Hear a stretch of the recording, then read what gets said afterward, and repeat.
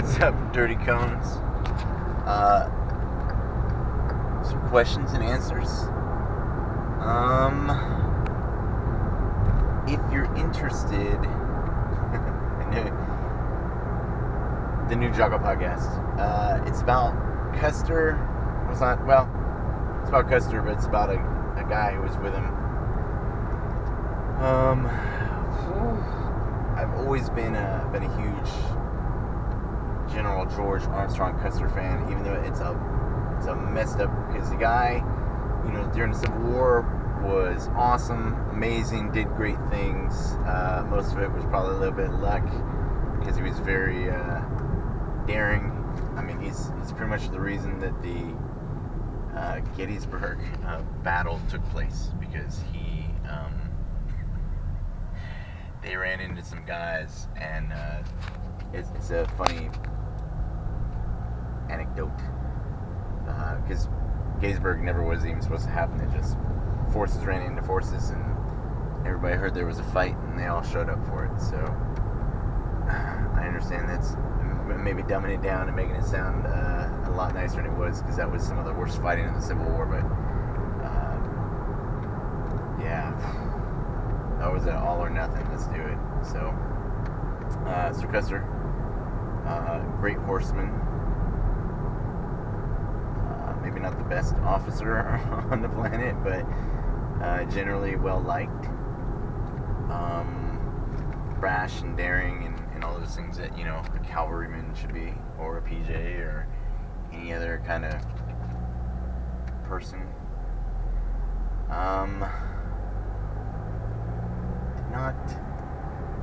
He wasn't too, I can't condone, or, it's easier, being an armchair quarterback, and to sit back and go, oh, well, and then, and then you have people say, well, it was the times, that was the way they treated people, or they looked down on people. I don't know. I mean,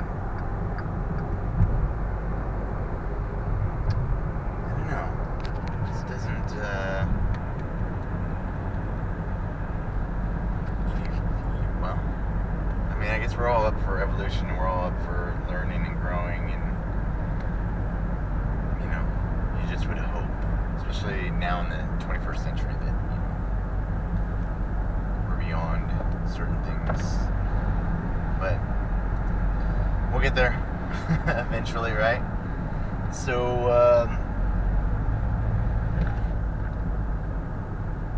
you know what? When you admire somebody, I don't think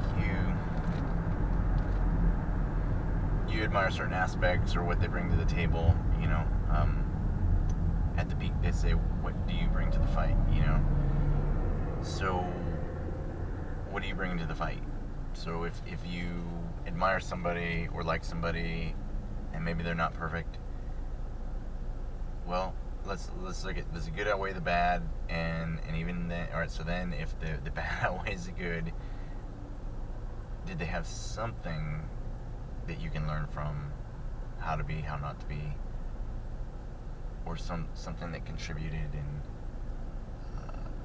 just say that, it's okay, forget the rest. We won't celebrate them and have statues erected in their honor or nothing, but you can still give credit that someone accomplished something. So George Armstrong Custer, a larger than life hero, legend, whatever. Also, not the best. So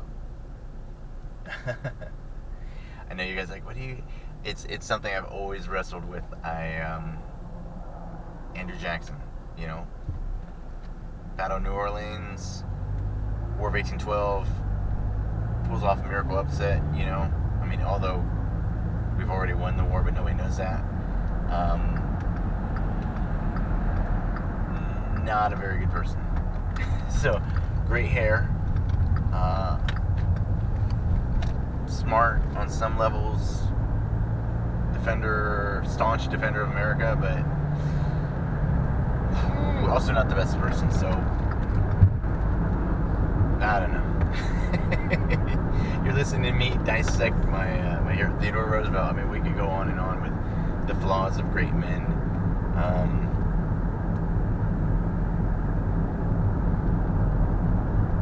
What are you gonna do? So we'll continue. So the question is, to PJ or not to PJ? That is a very good question, and he's worried that if he goes to becomes pararescueman, will he be wasting his life? Will he get to rescue people? What if he doesn't get to do anything, help anybody? And so when I got in '96, long time ago, there was no war. We were doing Northern Watch and Southern Watch, but there was no Mogadishu. Had been a couple, 3 years prior. Nothing going on, and so you had a bunch of guys who had no rescues and had, like, I mean, we're not rescuing people every day. What are you talking about? Yeah, man, we just train. There's nobody to rescue. We're here in Georgia, Moody, and they don't. So I'm like, but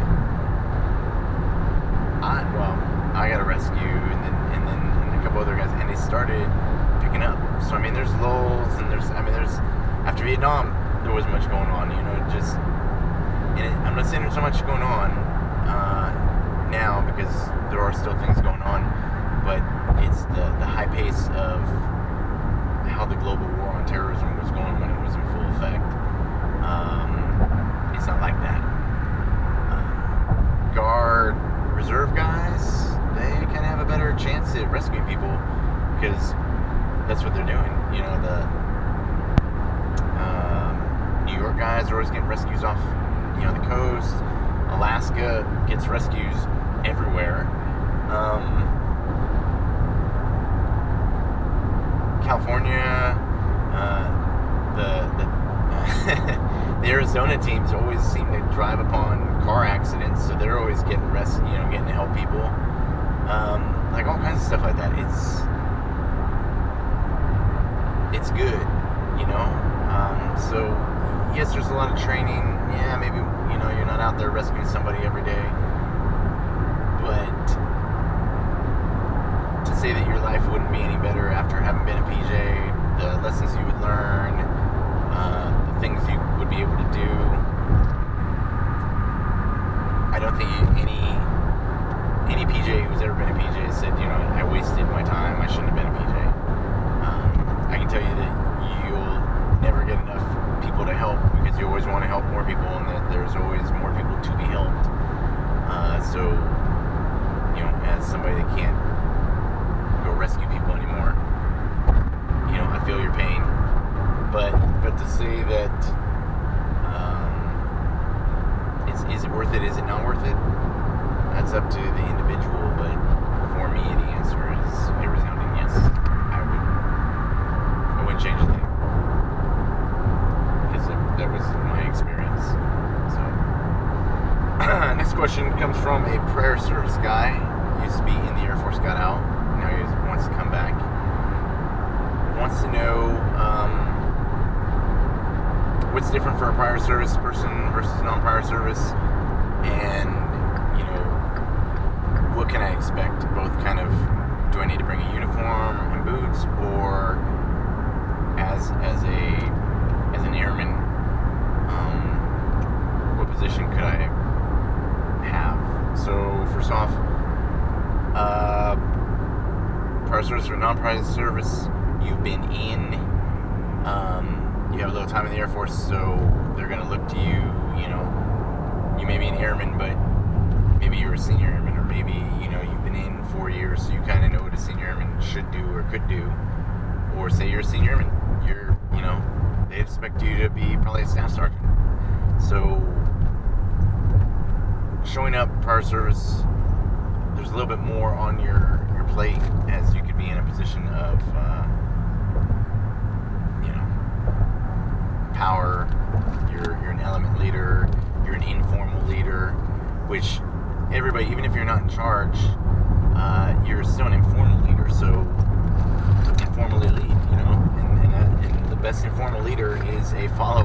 Because as this person's saying, hey, we need to do this, and you're like, oh yeah, we got it, the other people go, oh, follow him.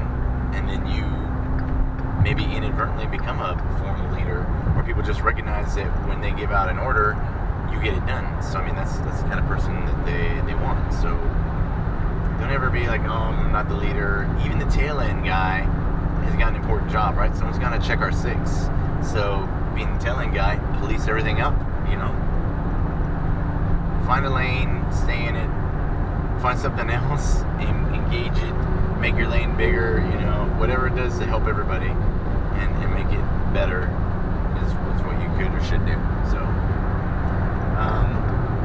So might be an informal leader, might be a leader. Being that you might be a little bit older, they might expect more from you. Being that you are a little bit older than the other airmen, they might look up to you and be like, sir, can you help me? I mean, I remember the senior airmen, we had to refer to them as senior airmen and kind of, you know, I remember a little bit later, I met a guy who was senior airman. He's like, dude, I'm just a senior airman just like you in school. And I was like, alright, I gotcha. So, they're going to look up to you and be, hey, you're doing well, can you help me? Make buddies, you know, be the older brother, and help everybody out. So, I guess, to answer your question, there are a lot of things that we put on you as a prior service, but these are things that you should put on yourself. Make sure your counts are good, make sure your numbers are good, and then you can help take care of other people. And,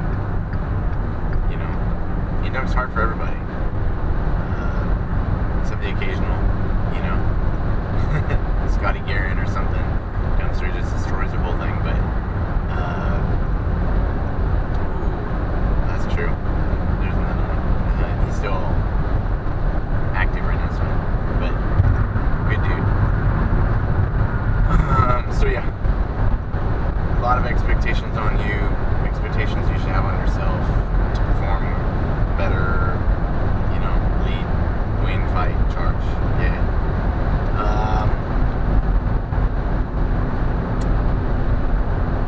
They will give you uniforms. Sometimes they have a 2-week bluing kind of thing where they put you in dorms and remind you of what the Air Force does or how it does it. I've heard different opinions of what someone thought of it. You know, make the best of it and smile and take the paycheck, as Mike Wallace would say. And that's it. 2 questions. Hopefully it'll help some other people.